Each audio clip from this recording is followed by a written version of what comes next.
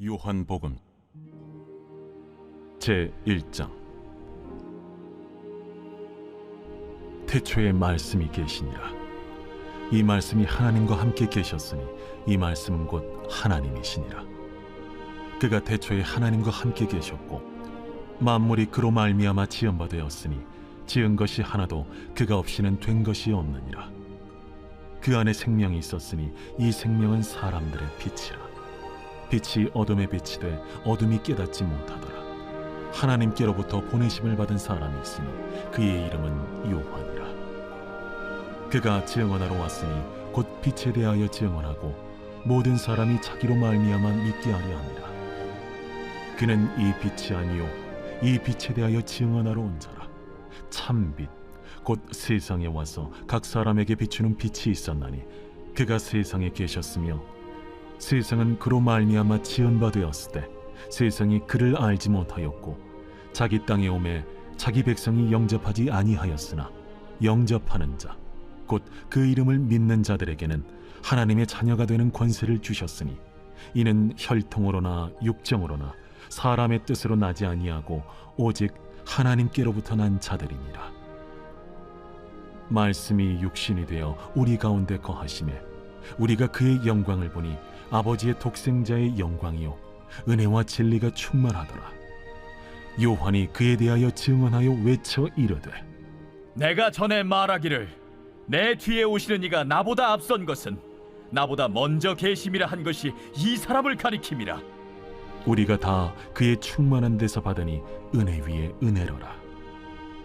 율법은 모세로 말미암아 주어진 것이요 은혜와 진리는 예수 그리스도로 말미암아 온 것이라. 본래 하나님을 본 사람이 없으되 아버지 품속에 있는 독생하신 하나님이 나타내셨느니라.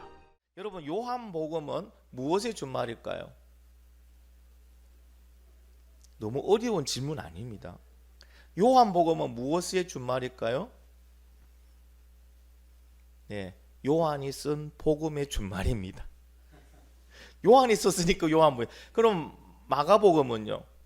마가가 쓴 복음이라는 뜻입니다. 자, 요한은 누구인지 알아볼게요. 요한은 누굴까요? 예수님의 사랑을 가장 많이 받은 막내 제자입니다. 그리고 요한은요, 요한복음, 요한1서, 요한2서, 요한3서, 그리고 요한계시록 5건의 복음을 기록한 바울 다음으로 많은 걸 기록한 사람이죠, 그죠? 모세와 등급이에요, 그죠? 5개의 복음을 적었습니다. 그 이름의 뜻은 여호와께서 사랑하시는 자. 우리 이거 한국말로 바꾸면 은혜라고 바꿀 수 있어요. 요한이라는 이 단어는 하나님 여호와께서 사랑하시는 자라는 의미를 가지고 있습니다. 그가 태어나고 자란 곳은 갈릴리 지방이고요. 그의 직업은 어부였고요. 그의 어머니 아버지는 세베대와 살로메가 어머니 아버지입니다. 그리고 야고보라는 형이 있습니다. 그래서 요한은 야고보의 동생입니다. 정확하게 나와 있지 않지만은 요한의 집은 조금 다른 집보다는 조금 편했던 것, 부유했던 것 같다는 그런 내용들이 있습니다. 그리고 예수님의 공생의 초기에 예수님으로부터 제자로 부름을 받아서 도미티아노스 황제 때까지 요한은 활동하게 됩니다. 다른 제자들보다는 좀 길게 활동한 제자입니다. 마지막까지, 여러분, 마지막까지 그냥 육신의 삶을 다하고 살아간 제자가 딱 한 명, 요한입니다. 나머지 제자는 다 순교를 당합니다. 자, 요한의 성격이 어떠냐면요, 그 형 야고보와 함께 성격이 아주 급합니다. 그리고 용기도 많이 있습니다. 그러니까 누구와 비슷하냐면 베드로와 비슷해요. 그래서 예수님으로부터 우레의 아들들이라는 별명을 받았습니다. 여러분, 우레의 아들이니까 천둥의 아들이 좋은 별명일까요, 나쁜 별명일까요? 여러분 생각해 보세요. 천둥의 아들이다. 어떤 이미지가 됩니까? 사고 많이 치고 급하고, 그렇죠? 그러니까 언제 또 사고 칠지 모르는 그러한 형제다라는 그런 의미가 같이 포함되어 있습니다. 그러다 보니까 예수님이 어디를 가든지 누구 3명만 꼭 데리고 다닙니까? 그렇죠? 신기하죠? 베드로, 야고보, 요한만 데리고 갑니다. 기도하러 갈 때도 베드로, 야고보, 요한, 호대 갈 때도 베드로, 야고보, 요한. 왜 데리고 갔을까요? 그냥 두면 사고 치니까. 항상 예수님 곁에 둔 거예요. 예수님과 항상 같이 가다 보니까 그들이 뭐가 됩니까? 예수님의 제자가 된 겁니다. 누구보다도 예수님이 하고 또 말하신 것을 잘 받고 많이 받고 확실히 받던 세 명이 되는 겁니다. 그래서 여러분 요한복음은요 다른 복음서와 좀 많은 차이점이 있습니다. 사복음서 하면은 마태, 마가, 누가, 요한복음이죠. 근데 여러분 마태, 마가, 누가복음은 따로 요한복음과 분리해서 공관복음이라고 부르고 있습니다. 한 가지 공, 볼, 관, 한자는 그렇습니다. 한 가지를 봤다, 그렇죠? 그래서 마태, 마가, 누가복음은 한 가지를 같은 모습을 보고 기록한 복음이에요. 그러다 보니까 중복되는 부분이 많이 나옵니다. 그래서 이것을 비유로 하면 이래요. 주말에 한 공장에서 화재가 났습니다. 그러다 보니까 MBC, KBS, SBS 기자들이 나와서 취재를 합니다. 그러니까 동일한 모습을 취재하고 갔으니까 뉴스 내용도 어떨까요? 거의 동일하죠, 그렇죠? 근데 이번에는 JTBC가 나와서 심층 취재를 합니다. 화재가 난 공장은 몇 년도에 누가 무슨 목적으로 설립한 공장이고 화재 나는 시점은 언제고 화재가 어떤 이유로 났고 그리고 화재로 인해서 피해 규모가 얼마이다. 이런 식으로 심층 취재한 게 JTBC라면요. 심층 취재는 어디에 해당할까요? 요한복음에 해당해요. 그러면은 MBC, KBS, SBS 와서 취재한 거는 공관복음에 해당해요. 같은 모습 보고 같이. 그래서 여러분 요한복음은요 다른 세 개의 복음과는 틀리게 요한복음에만 나오는 내용이 90%예요. 다른 복음서 한번 읽어보면 여러분 비슷비슷한 내용들이 그죠 기록되어 있어 중복되어 있습니다. 근데 요한복음은 거의 중복되지 않았습니다. 요한이 그만큼 보고 자기가 깨닫고 알고 있는 것이 다른 복음서 틀린 게 많이 있더라는 겁니다.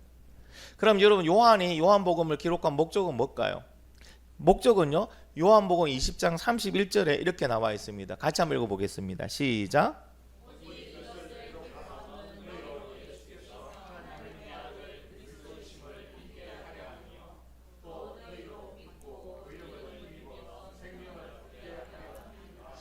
아멘. 두 가지 목적이 있습니다. 첫째, 예수님께서 하나님의 아들이라는 사실과 그리스도임을 알고 믿게 하는 거고요. 또 그 예수님을 믿어서 생명을 얻게 하기 위해서 이 요한복음이 기록되고 나왔답니다. 근데 요한은 다른 복음서와 틀리게 예수님을 보고 있습니다. 여러분이 그 요한이 본 그 예수님의 모습을 바로 보는 시간이 되기를 간절히 바랍니다. 왜 그러냐면요. 제가 이 말씀을 준비하면서 저도 놀랐어요. 저도 충격이었는데 근데 그 충격이 안에서부터 울리니까요. 갑자기 이 세상에 어떤 것이 와도 이제 두려움이 없고 여러분 어떤 형상이 와도 상황이 와도 이제 떨림도 없습니다. 왜 있잖아요. 확신 속에서 거한다는 그런 믿음이 확신이 생기더라고요. 여러분에게도 동일한 은혜가 있기를 간절히 바랍니다. 자, 요한이 말합니다. 예수님이 누구이십니까에 대한 근원적인 질문과 답을 합니다. 요한은요. 우리를 구원하러 이 땅에 오신 육신을 입고 이 땅에 오신 그 예수님이 정확하게 누구인가? 예수님이란 분은 정확하게 누구인가? 그 예수님의 근원에 대해서 밝혀내고 있습니다. 자, 공관복음에서는 어떻게 기록되어 있습니까? 예수님의 탄생, 성장, 사역, 죽음, 그리고 부활, 성천에 대해서 시간 순으로 기록이 되어 있죠, 그죠? 근데 요한복음은 시간의 구애를 받지 않는가? 시간 순서대로 기록되어 있지 않습니다. 공관복음에 담겨 있는 그 의미를 꾸준하게 요한이 보면서 그것을 해설하고 있는 형식으로 요한복음은 기록되어 있습니다. 그래서 공관복음은 주로 어디가 주 무대냐면 갈릴리 사역이 주 무대예요. 예수님의 갈릴리 사역, 그렇죠? 자, 요한복음은 어디가 무대일까요? 요한복음은 세 번의 유월절과 예루살렘을 중심으로 이루어진 예수님의 유대 지역 사역이 주 무대입니다. 무대 자체가 좀 틀립니다. 자, 여러분 질문할게요. 예수님의 공생애가 몇 년이에요? 어떻게 3년인 걸 알고 계십니까? 여러분 마태, 마가, 누가복음에서는 예수님이 6월절에 예루살렘에 가셨고 6월절에 십자가에 달려 죽으시거든요. 그러면 예수님의 공생애는 몇 년이에요? 6월절은 몇 년마다 돌아옵니까? 그러면 예수님이 6월절에 가셨고 6월절에 잡히셨고 그리고 십자가에 죽으셨잖아요. 그러면 예수님의 공생애 몇 년이라는 뜻이에요? 1년이죠. 그럼 어떻게 예수님의 공생애가 3년인 걸 알 수 있냐면은 요한복음 때문에요. 요한복음에서는 3번의 유월절에 예수님이 예루살렘에 올라온 것이 기록이 되어 있어요. 그래서 예수님의 공생의 사역이 3년이구나 하는 것을 알 수가 있습니다. 그리고 여러분 요한복음에만 나오는 예수님의 7가지 자기 선언이 있어요. 기억하십니까? 나는 무엇이다, 나는 무엇이다, 나는 무엇이다는 거. 자, 7가지를 말하는데 어떤 것을 말씀하셨는지 잠시 한번 보겠습니다. 나는 생명의 떡이다. 본문 말씀 읽어볼게요. 시작.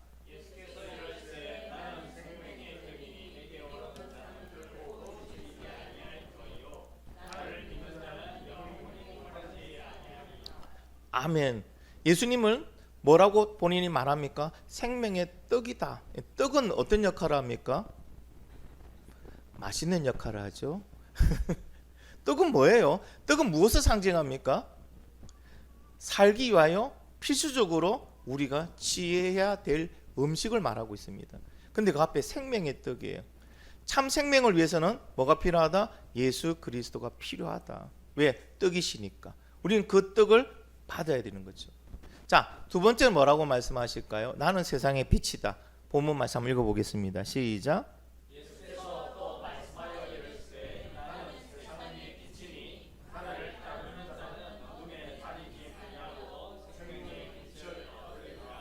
아멘. 여기서 말하는 어둠은 무엇을 상징할까요? 죽음이죠, 그렇죠? 영원한 지옥에 가는 그 우리 운명이에요. 근데 그 어둠을 물리치기 위해서는 반드시 뭐가 있어야 된다고요? 빛이 있어야 된다. 근데 누가 빛이라고요? 예수님 빛이다. 그러니까 예수 그리스도를 통해서 우리가 구원받을 수밖에 없다. 자, 세 번째로 뭐라고 말씀하시냐면 나는 양의 문이라고 얘기합니다. 본문 말씀 읽어보겠습니다. 시작.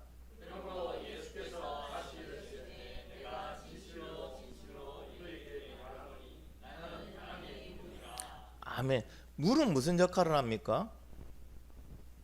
보호하는 역할도 하죠, 그렇죠? 그리고 출입하면서 그쪽으로 가면 안전하다는 거죠. 그러니까 누가? 예수님만이 우리의 문 되신다. 우리 인생의 문이 되신다. 자, 그 다음에 예수님은요 이렇게 말씀하십니다. 나는 선한 목자다. 자, 같이 말씀 읽어보겠습니다.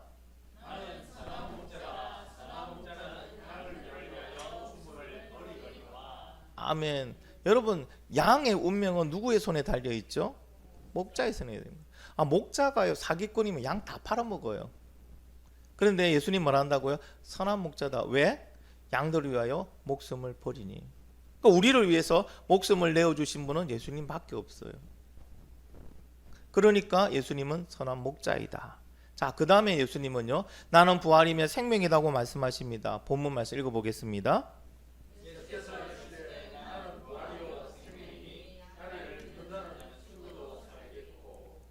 예수님 자체가 부활이요 생명이랍니다. 그러니까 예수님을 믿는 사람만이 뭐가 있다는 거예요? 부활이고 그 안에 참 생명이 있다고 말합니다. 자, 마지막은요 예수님 이렇게 말합니다. 나는 길이요 진리요 생명이다. 같이 한번 읽어보겠습니다. 시작.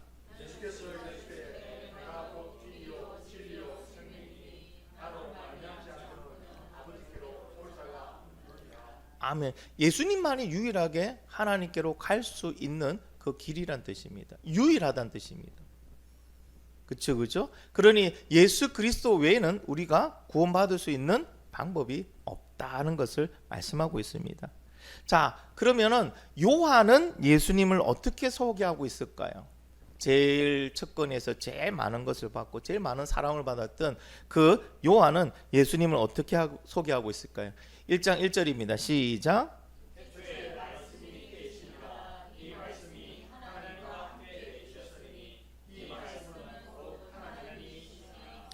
아멘. 자, 요한의 주장을 들어볼게요. 여러분 1장 1절은요. 이 1장 1절은 요한복음의 핵심이고 전부입니다. 이게 핵심이고 전부예요. 요한복음 끝났습니다. 설교 끝. 이게 다예요, 이게. 요한이 말하고자 하는 겁니다. 근데 스케일이 어떻습니까? 다른 복음서와 스케일이 좀 틀리죠.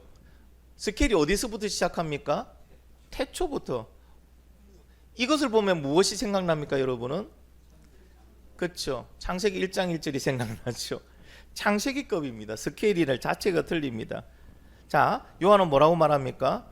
예수님은 하나님의 독생자가 맞습니다. 그런데 이 예수님은 독생자라는 개념, 우리가 알고 있는 그런 단순한 독생자라는 개념으로 보면 안 된다는 거죠.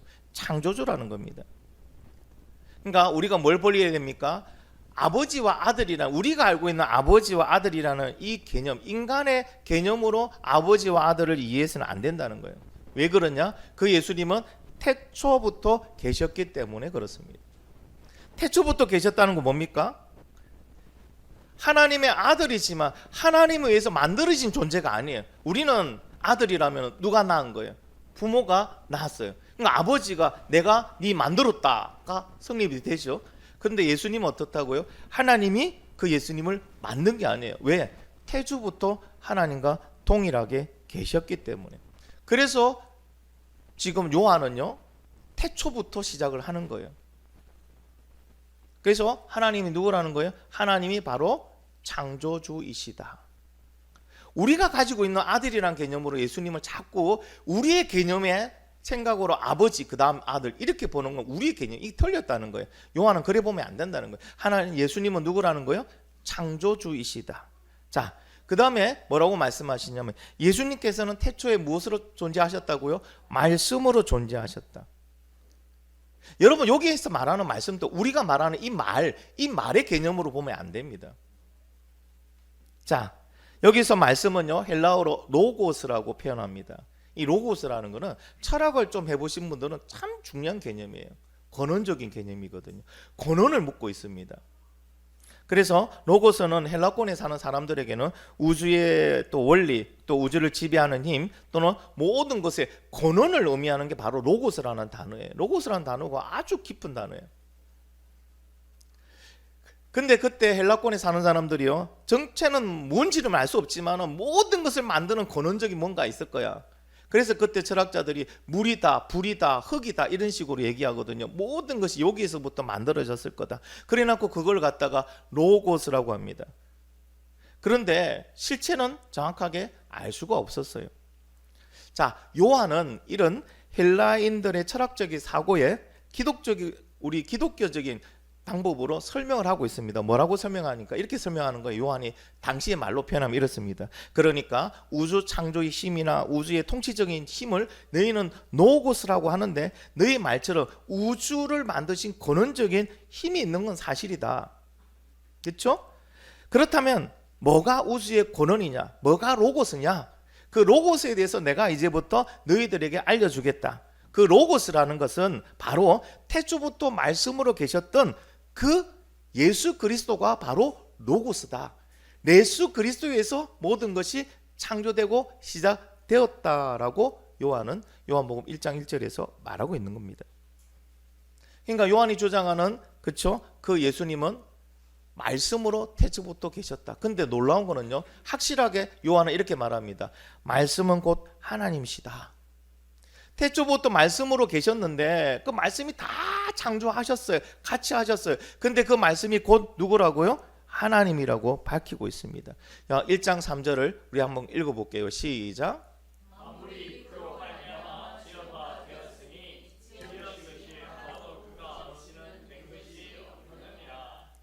아멘. 이 말이 뭡니까? 창조하셨다는 거죠, 그죠? 누가? 말씀이, 예수님이 창조하셨다. 그 말씀으로 계신 예수님이 곧 누구라는 얘기입니까? 창조주 하나님이라는 겁니다. 자, 여기까지 잘 따라오셨죠? 자, 그러면 이제 마지막입니다. 요한은 이렇게 밝힙니다. 말씀이 육신으로 이 땅에 오신 분이 누구다? 예수님이시다. 예수님이시다. 14절 한번 읽어보겠습니다. 시작. 말씀이 육신이 되어 우리 가운데 거하시매 그가 우리의 영광을 보니 아버지의 독생자의 영광이요 은혜와 진리가 충만하더라. 아멘. 마태, 마가, 누가복음에서는 예수님을 어떻게 표현하고 있습니까? 독생자, 하나님의 하나밖에 없으신 아들이시다라고 얘기를 합니다. 이것만 해도 엄청난 충격이거든요. 근데 요한복음에서 뭐라고 말한다고요? 예수님은 창조주 하나님이시다라고 얘기를 하고 있는 거예요. 이 땅에 말씀이 육신이 되고 오신 분이 예수님인데 그 예수님은 바로 창조주이시고 그 하나님이 바로 우리 앞에 계신 예수님이다라고 요한은 밝힙니다. 요한은 어떻게 이렇게 말할 수 있죠? 그는 가장 가까이에서 가장 많은 것을 예수님과 나누고 봤던 인물입니다. 그것을 근거로 누가 깨닫게 하신 거예요? 성령님이 깨닫게 하신 거예요. 요한이 이걸 깨달을 수가 없습니다. 아니 그때 개념으로는 어떻게 인간의 몸으로 하나님이 오실 수 있는지 이거는 도저히 이해가 안 되는, 아니 있을 수 없는 일이기 때문에 이와 같은 말을 할 수 있다는 건 누가 깨달아 알게 하셨다고요? 성령님이 요한을 깨달아 알게 하신 거예요. 그래서 말씀이 육신이 되어서 오신 분이 예수님이다. 그 말씀은 천지를 창조하셨던 창조주 하나님이다 라고 말씀하고 있는 거예요. 이렇게 오신 예수님이 뭡니까? 생명의 빛이다 라고 얘기합니다. 그러니까 우리 안에 뭐가 있어야 돼요? 그 생명의 빛이 있어야 우리에게 참 생명이 생긴다는 것을 이야기합니다. 여러분 4절 한번 말씀 읽어볼게요. 시작.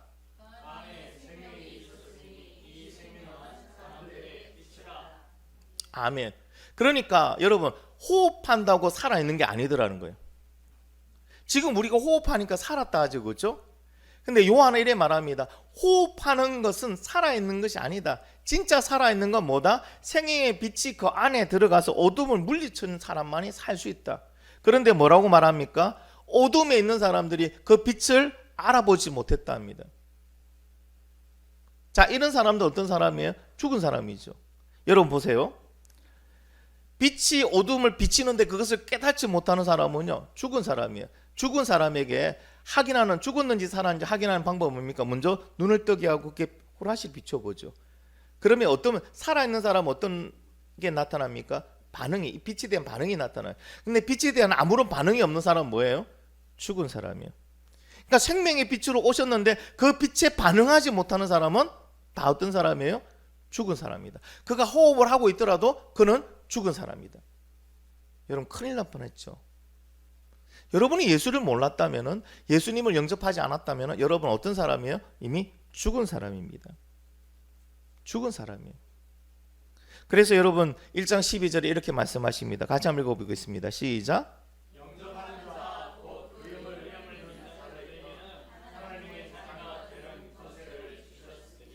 아멘. 그러니까 생명의 빛으로 왔는데 생명의 빛이니까 그 빛을 받아들인 사람에게만 뭐가 있다는 거예요? 생명이 있다는 거예요. 그러니까 예수 그리스도를 영접한 사람에게만 생명이 있는데 생명 플러스 그다음 뭘 주신다고요? 하나님의 자녀가 되는 권세를 주셨다. 이게 요한복음이 말하고 있는 내용이에요. 우리에게 말하고자 하는 내용이고 그때 당시 헬라권에 있는 사람들에게 말하고자 하는 내용이에요.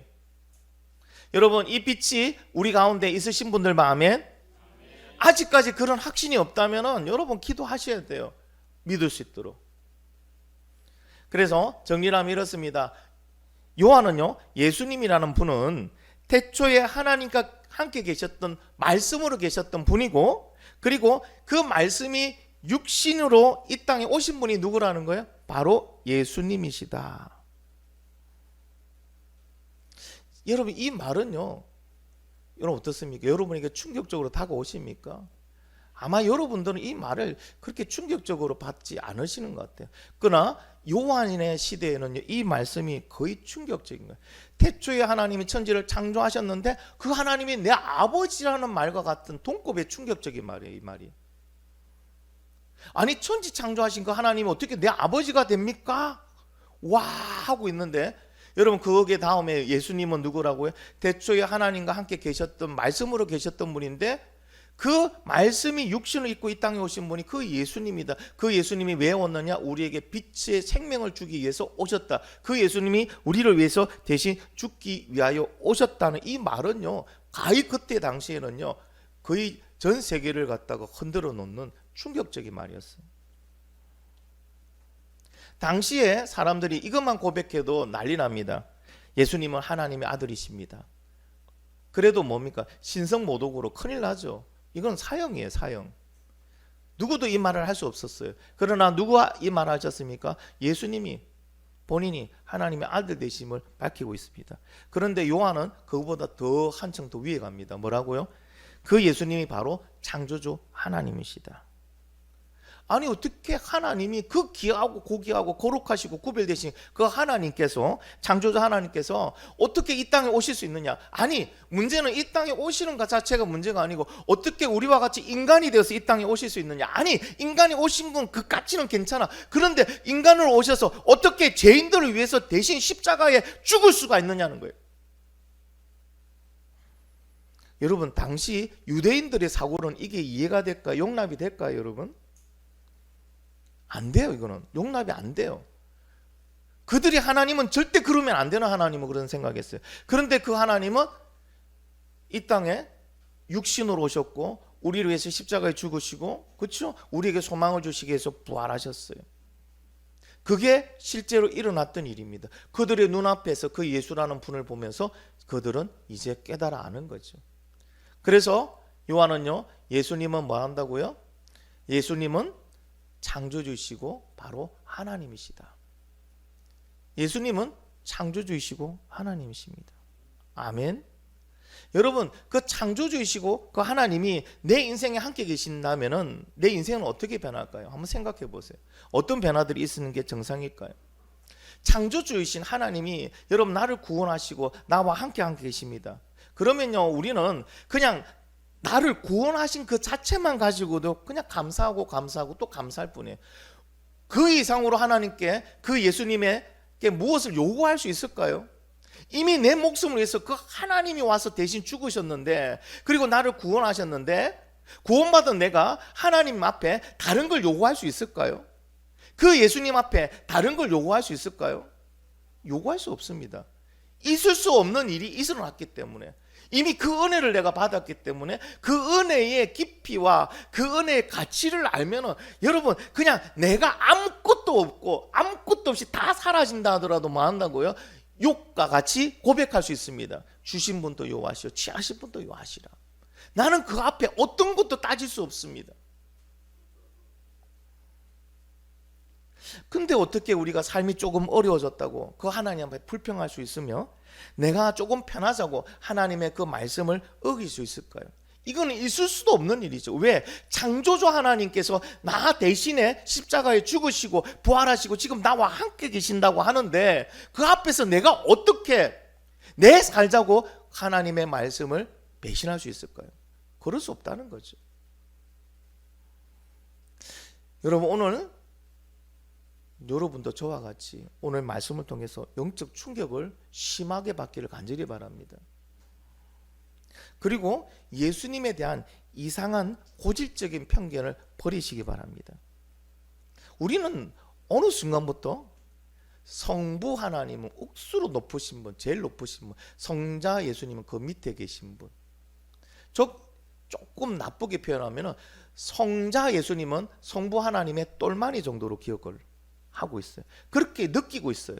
그렇게 받아들이고 있더라고요. 여러분 그렇지 않습니까? 성부 하나님 하면 왠지 두려운 분, 높은 분 그렇게 생각하는데 성자 예수님 하면 만만한 분으로 여러분 생각하지 않습니까? 그게 뭐라고요? 고질적인 편견이에요. 우리 속에서 이상하게 만들어진 단어를, 아들이라는 단어를 우리의 개념으로 이해하면서 만들어낸 고질적인 편견이에요. 그러니까 그 예수님이 나로 위해서 죽었다는 건 당연하지. 하나님 시켰으니까. 그는 아들이니까. 마치 예수님은 우리를 위해서 죽는 게 당연하다고 생각하는 이상한 개념을 가지게 된다는 거예요. 여러분 그 이상한 개념이 오늘 다 깨어지기를 예수님의 이름으로 축원합니다. 왜? 예수님은 창조주 하나님이시니까. 그 하나님이 우리와 함께 하십니다. 여러분 아마 남성분들은 조금 이해되실 겁니다. 우리가 하사관이 들어간 동기가 좀 많았어요. 그러면 우리는 공군들은 특징이 점심 먹으면 먹고 나서 족구만 합니다. 족구를 그냥 안 해요. 내기 족구를 해요.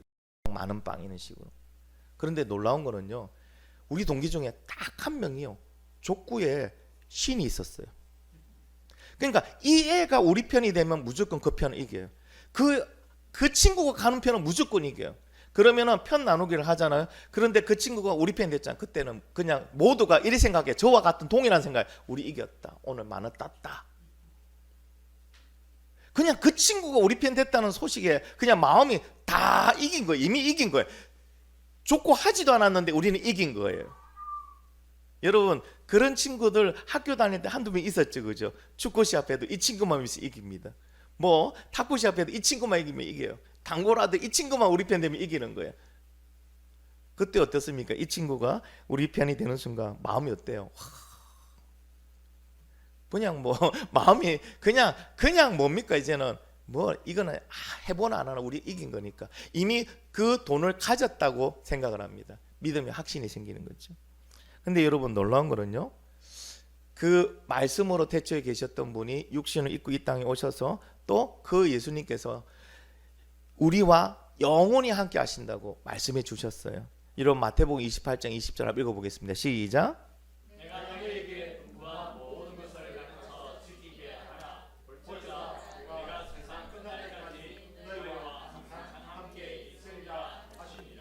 아멘. 그 예수님이, 창조주이신 그 하나님이신 예수님이 나와 함께 하고 계심을 믿으시면 아멘. 그렇다면 여러분 안에는 어떠한 기대와 기쁨과 그리고 승리의 확신과 행복이 넘쳐나고 있습니까? 그냥 좋고 좀 잘하는 그 친구가 내 편 되었을 때 여러분 믿음의 확신을 가지거든요. 기쁘거든요. 야, 이겼다는 승리의 확신도 있거든요.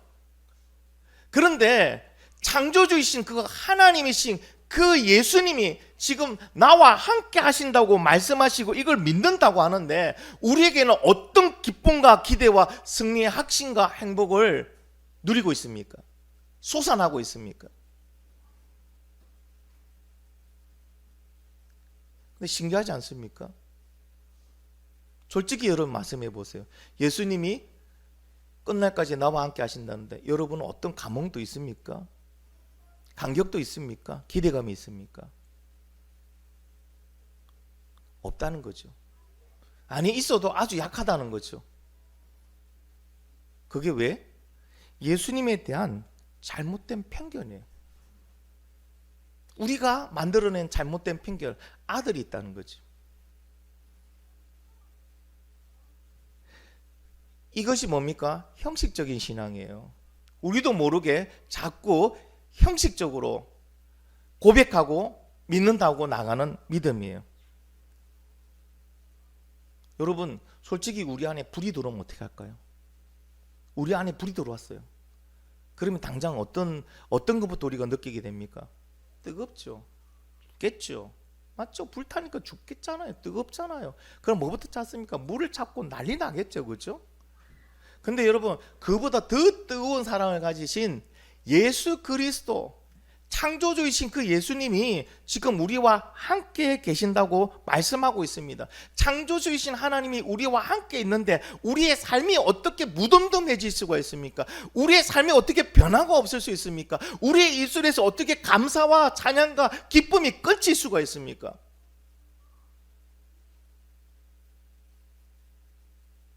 우리는 예수님을 믿는다 하면서도 그냥 하나님의 부하, 하나님의 똘마니로 알고 있는 거예요. 예수님이 우리를 위해서 십자가에 죽으셨다고 말하면서도 그냥 하나님이 시켜서 어쩔 수 없이 죽으신 분으로 우리는 인식하고 있는 거예요. 요한은 여기에 말합니다. 아닙니다. 그 예수님은 태초에 말씀으로 계셨고 그 말씀이 천지를 창조하셨고 그 말씀이 육신이 되어 이 땅에 오신 분이 그 예수님입니다. 고로 예수님은 창조주이십니다. 그 창조주가 우리를 살리려고 이 땅에 육신으로 오셨고 십자가에 내 죄 때문에 대신 죽으셨습니다. 그리고 우리에게 약속하십니다. 세상 끝날까지 너희와 함께 하겠다. 그래서 여러분과 함께 하고 있는 분이 바로 창조주 그 예수님이십니다라는 걸 우리에게 말해주고 있는 거예요. 그런데 창조주 예수님이 우리와 함께 있는데도 우리에게는 어떠한 감격도 없어요. 기대도 없어요. 확신도 없어요. 과연 그것이 어떤 믿음을 말하는 걸까요? 우리는 믿는다고 하면서도 갈수록 믿음이 뭐가 됩니까? 형식화되어 가는 거예요. 종교화되어 가는 거예요. 우리는 한 가지 사실만 해도 이 땅에 살아가는데 전혀 지장이 없더라고요. 제가 깨달은 거예요. 아, 창조주 예수님이 나와 함께하고 있는데 문제될 게 뭐가 있을까? 걱정될 게 뭐가 있을까? 그분이 나와 함께하고 있는 거는 그분이 뭘 한다고요? 나에게 의시되기 위해서 함께 있는 게 아니잖아요. 그분이 나와 함께 하겠다는 건 뭡니까? 말씀대로 살아갈 수 있게 도와주겠다는 거고요. 말씀대로 내게 축복해 주겠다는 언약인다. 그런데 우리는 그 예수님이 함께 있는데도 여전히 두려워합니다. 여전히 뭔가 자꾸 목말라 합니다. 세상을 향한 목말라 합니다. 그 모습을 보면서 과연 이게 믿음일까? 하나님이 이걸 믿음으로 받아주실까? 그런 마음이 들기 시작했어요. 여러분 어떻습니까? 여러분은 방금 고백하셨습니다. 그 예수님이 나와 함께 계심을 믿는다고. 근데 여러분은 걱정하고 있죠. 기도하면서도 걱정하고 있습니다. 하나님께 구하면서도 걱정하고 있습니다. 그 예수님이 나와 함께 계시는데도 여전히 나는 걱정하고 있습니다. 두려워하고 있습니다. 그리고 머뭇거리고 있습니다. 말씀대로 순종하지 못하고 있습니다. 그런 우리를 향하여 오늘 요한이 영적인 망치로 우리를 두들기는 거예요. 뭐라고요? 너희가 알고 있는, 너희가 믿고 있는, 너희와 함께 계신 그 예수님이 바로 창조주이시다.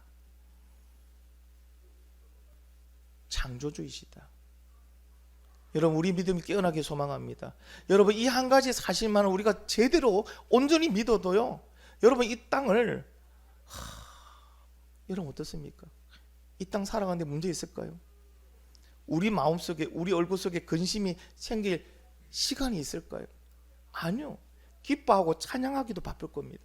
감사하기도 바쁠 겁니다. 무엇을 구하겠습니까? 하나님이 나와 함께 계시고, 하나님 나를 위해서 죽어주셨고, 하나님이 나를 구원하시고, 하나님이 나를 인도하시고, 그 하나님 영원히 나와 함께 하신다는데, 여러분 여기에 뭐가 더 이상 필요합니까? 근데 우리는 언제부턴가 자꾸 하나님께 구하기만 합니다.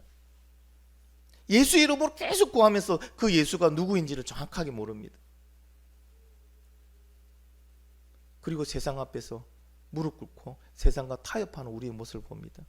사랑하는 성도 여러분, 우리와 함께 계신 분이 바로 창조주 예수님, 우리 위해서 대신 죽으신 분이, 그리고 부활하신 분이 창조주 예수님, 그리고 세상 끝날까지 우리와 함께 하겠다고 언약해 주신 분도 창조주 예수님. 여러분 다시 예수님에 대한 생각을 바꾸시기 바랍니다. 아니, 바꾸는 게 아니고요, 예수님을 정확하게 보시기 바랍니다. 예수님을 믿는 신앙이 무엇인지를 정확하게 깨달아 아시기를 바랍니다. 그럴 때 여러분의 그 믿음은요, 놀랍게 삶을 변화시키고요, 내 인생을 변화시키는 믿음이 될지 믿습니다. 여러분, 믿음은 약한 게 아닙니다. 믿음은요, 천지를 창조했던 그 힘이 믿음이에요. 그 힘이 우리 속에 있는데 여러분, 우리가 어떻게 안 변합니까? 여러분의 인생이 창조주 예수님으로 통하여 여러분 기쁨으로, 소망으로, 기대로, 행복으로 온전히 바뀌기를 예수 그리스도의 이름으로 축원합니다. 오늘 주신 말씀을 붙들고 우리 같이 한번 기도하기 원합니다.